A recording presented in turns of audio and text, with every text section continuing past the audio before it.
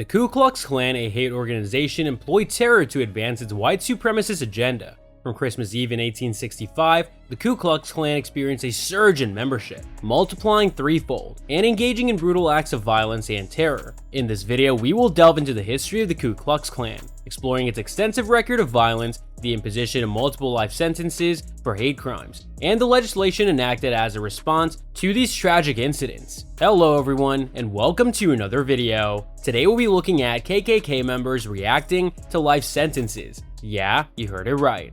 Following the Civil War in 1865, 6 former Confederate veterans congregated in Pulaski, Tennessee, with the aim of establishing the Ku Klux Klan. Taking its name from the Greek word geeklos, meaning circle, the KKK was dedicated to promoting white supremacy and bringing an end to Reconstruction in the southern United States. The Klan orchestrated a campaign of terror and violence, specifically targeting African Americans and white individuals who supported racial equality and civil rights. After a brief yet intense period, the First Era Klan disbanded as it became apparent that the implementation of Jim Crow laws would ensure white supremacy throughout the nation. The Ku Klux Klan experienced a substantial resurgence in the early decades of the 20th century, largely attributed to the influential film Birth of a Nation, which romanticized the Klan's activities from the 19th century. In 1915, the Ku Klux Klan was revived by white Protestants near Atlanta, Georgia. Apart from its core ideology of opposing Black Americans, the second iteration of the Klan also targeted Catholics, Jewish people, and the newly arriving immigrants to the nation. By 1925, when its adherents staged a march in Washington, D.C., the Klan boasted a membership as high as 4 million individuals and wielded significant political influence in certain states. The Klan's influence rapidly waned due to a series of sex scandals, internal power struggles, and the exposure of their activities by newspapers. By 1930, the primary faction's membership had dwindled to approximately 30,000 and eventually faded away in the 1940s. During the second and third eras of the Klan, a significant number of Black Americans departed from southern states as part of the Great Migration, seeking economic prosperity and social opportunities in the North. Their migration was also fueled by the desire to escape the racial terror emanating from the Klan's stronghold in the South. With over 6 million Black Americans participating in this migration, the demographics of the country underwent a dramatic shift. The Klan experienced a resurgence for the third time during the 1960s, aiming to counter the civil rights movement and uphold the policy of segregation. During the Civil Rights era, the Ku Klux Klan committed various crimes, including the tragic deaths of 4 Black schoolgirls in 1963 when they were preparing for Sunday services at the 16th Street Baptist Church in Birmingham, Alabama. Additionally, in 1964, civil rights workers Andrew Goodman, James Cheney, and Michael Schwerner lost their lives in Mississippi. Let's examine some of the infamous hate crimes that were perpetrated and explore the responses of the criminals as they received their life sentences. One of the Klan organizers involved in planning and orchestrating these crimes was Edgar Ray Killin. He played a significant role in the event that led to the deaths of James Cheney, Andrew Goodman, and Michael Schwerner, who were 3 civil rights activists actively participating in the Freedom Summer of 1964.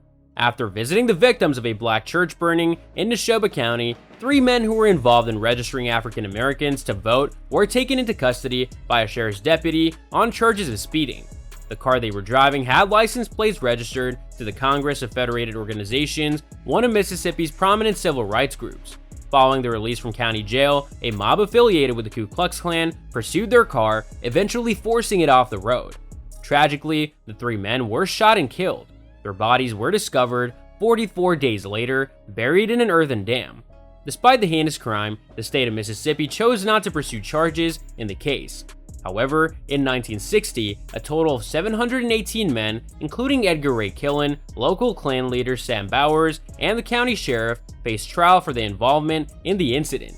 7 men, including Sam Bowers and a sheriff's deputy, were convicted by an all-white jury and sentenced to 3 to 10 years in prison. However, the jury could not reach a unanimous verdict for Edgar Ray Killin. One juror who refused to convict a preacher led to a deadlock after the verdict.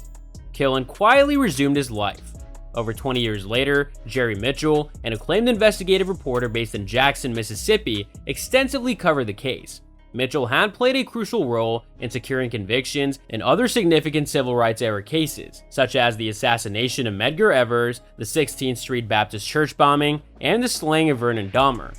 For 6 years, Mitchell diligently gathered new evidence related to the 3 civil rights workers and located additional witnesses, exerting pressure on the state to take action 4 decades after the crimes were committed. At the age of 80, Edgar Ray Killin became the first and only person to be tried for the case.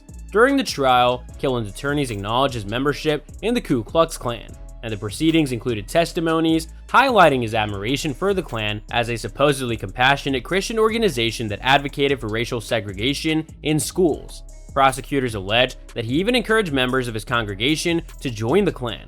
Although Killin chose not to testify, he sat in a wheelchair, visibly impassive, and relied on an oxygen tank for breathing as the verdict was delivered. While several other individuals involved in the conspiracy were still alive at the time, the grand jury determined that there was insufficient evidence to indict anyone else. The trial garnered significant national news coverage with members of the victims' families in attendance, along with witnesses and observers. Ultimately, the jury did not find enough evidence to support a charge of first-degree murder, but they did find Killin guilty of the lesser offense of manslaughter.